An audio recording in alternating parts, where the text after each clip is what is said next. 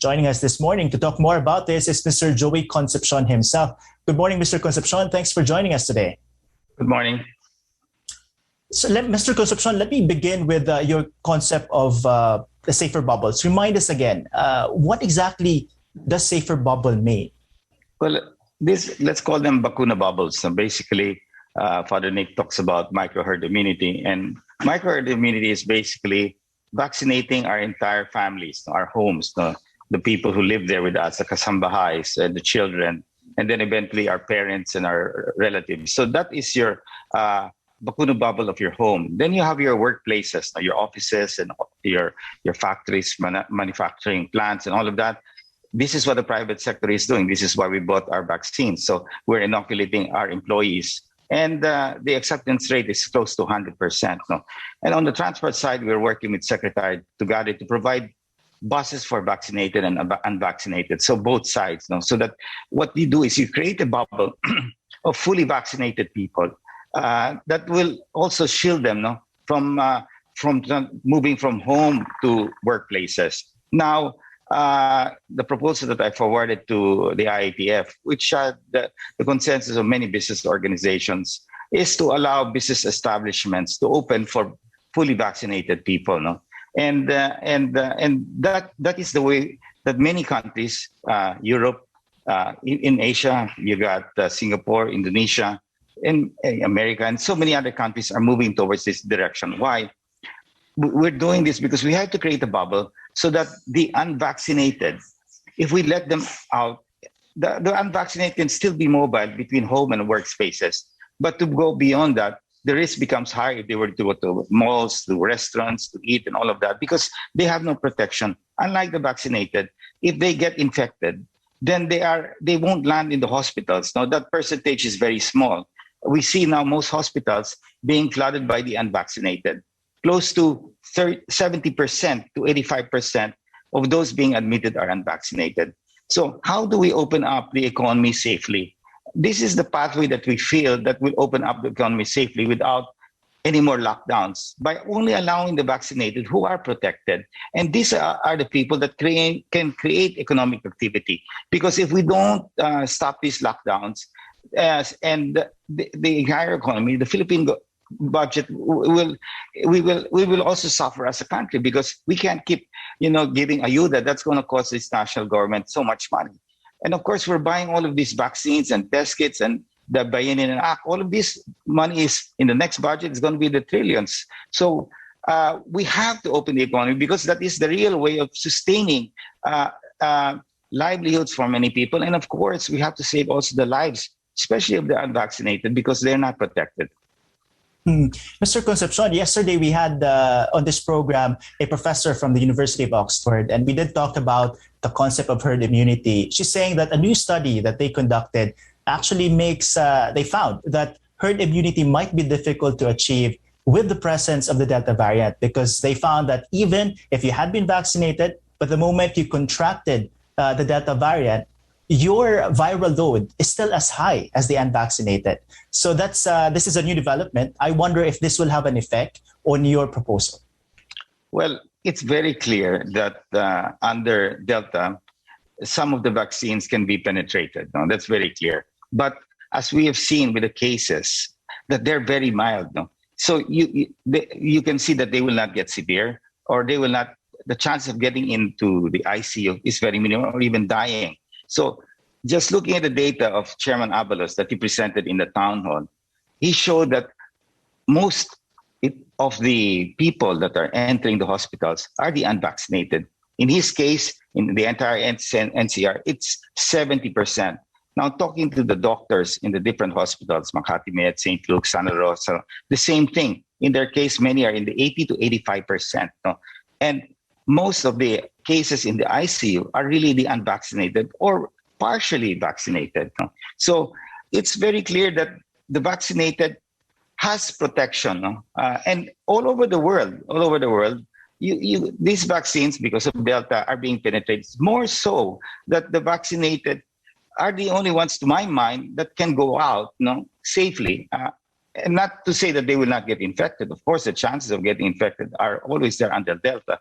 But they have a basic protection, a shield, no, that will protect them from landing in the hospitals and just being treated at home. And that is the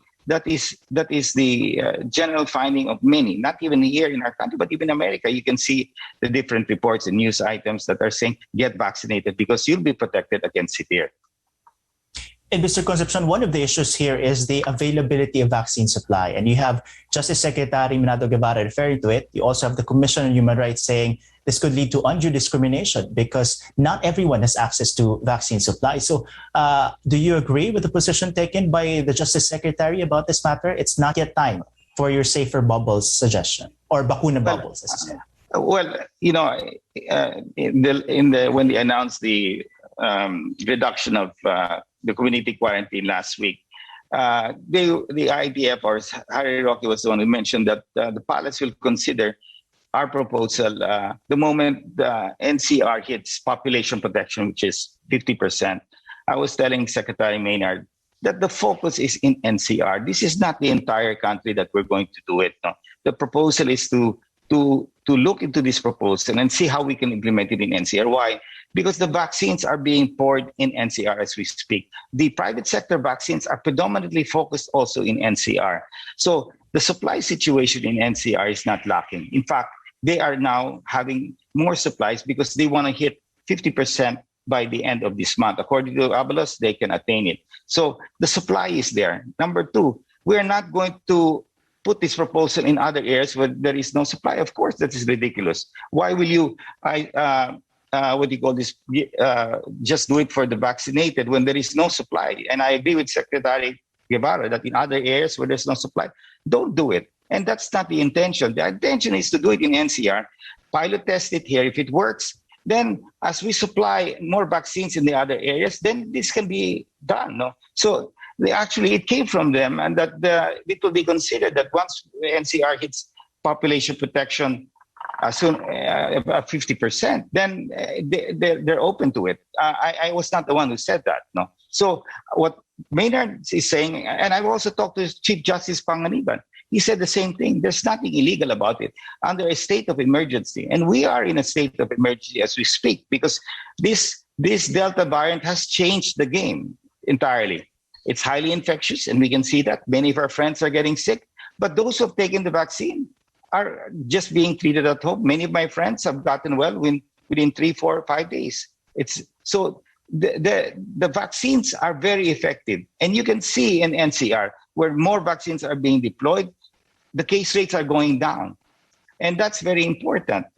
And that's what we want to see. Will it work in NCR? Because we have to find a way out of lockdowns. No? We cannot continue with lockdowns forever. The entire Philippine economy will shake and will collapse if we continue these lockdowns. But the government will have to lock down if the hospitals get full. Now, how do you prevent that from happening? Then you have to reduce the mobility of the unvaccinated, basically from home to workplace. Now, you can increase the activity of the vaccinated to go to other business establishments because you have to create economic activity. If you keep them at home, who's going to spend? How will they pay their loans? And if there's no consumer spending, how will our MSMEs pay their loans? The banking community will stop lending because they don't see any economic activity. Then you have an economic collapse. And that's what we don't want to happen. The Duterte government has done a great job. And we want to see that President Duterte succeeds in this pandemic. So you have to find a model. Lockdowns it works at certain situations, but you cannot do it continuously. And as we enter the fourth quarter this year, that is the most important quarter for MSMEs to recover their losses. If we lock down again in the fourth quarter, then that's it. End of story. We're really going to have a hard time moving to 2022. And that's what we cannot afford. And that's why this is the proposal that we're putting on the table, because I believe it is the best proposal. And we can talk to other Chief Justices and get their opinions. But former Chief Justice Panganiban says that under a state of emergency, we have to protect the entire community, and especially the greater majority that is going to be affected with this situation. Mr. Concepcion, where are we in terms of the vaccine supply in the private sector? Some LGUs have complained that the national government has yet to sign multi-party agreements, allegedly because some vaccine suppliers just want to deal with the national government, not with the private parties or other parties like LGUs. Have you experienced a similar difficulty? We started the tripartite last year with Secretary Galvez, and that was with AstraZeneca, so close to 17 million doses. We have no problems dealing with AstraZeneca and with Secretary Galvez. The tripartite work, and the tripartite covers for indemnification. The private sector and the vaccine supplier will not supply vaccines if there is no guarantee from the national government for indemnification. And the same is true with Moderna. Now, moving forward, the national government is pursuing more vaccines. No? Now, there are cases wherein, for example, like in India, they stopped the exports of Novavax and Covaxin to the Philippines because India has had a big problem, and it's now tapered off. Now, the tripartites were not signed because Novavax didn't have EUA. Covaxin has now EUA, but again, there is an export ban. So the tripartite is pending. And of course, Secretary Galvez wants to be sure that whatever vaccine supply they get, that it is one of the best, because in the end, the liability is borne by the national government. If something happens to the people who are taking vaccines, then the national government will cover the liability. So that is the most important thing in the tripartite.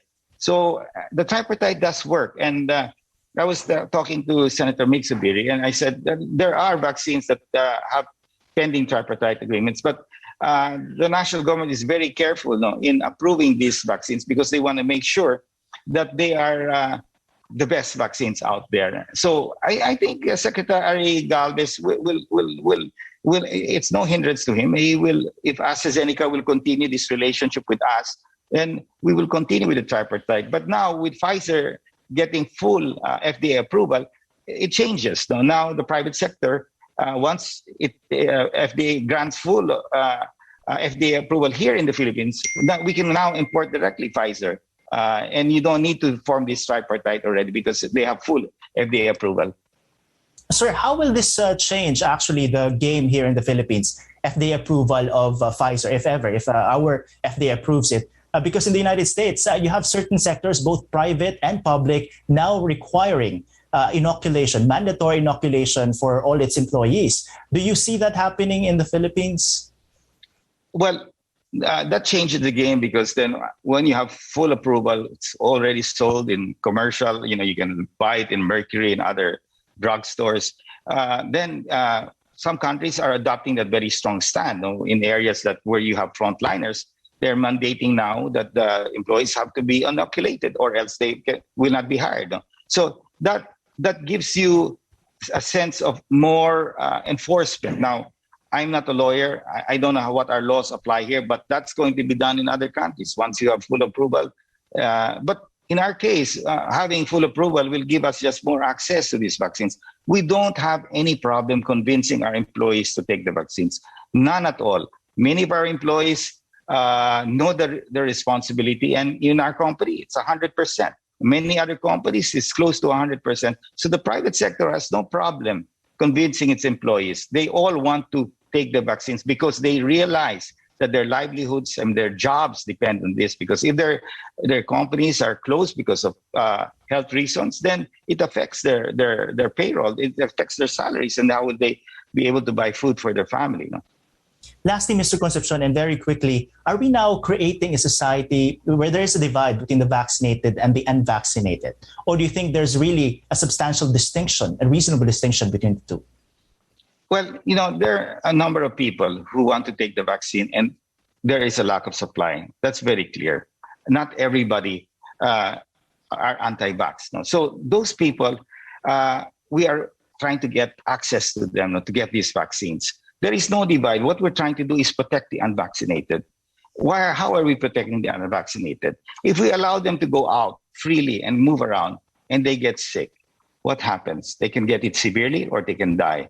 So, and what is worse is that they will flood the capacity of the hospitals. And when that happens, we know that the national government will then have to lock down because we don't want to see people in the streets. No? Like what happened in India. I mean, you can see that situation in certain places in the Philippines for a while when there's a huge surge, and the surge can happen with Delta. It's very fast. So this is what we're trying to protect. We're really trying to protect the unvaccinated, and especially those who are not able to still get their vaccines. Now, there are other people who just don't want to take the vaccines because for reasons of whatever, maybe religious reasons or certain beliefs.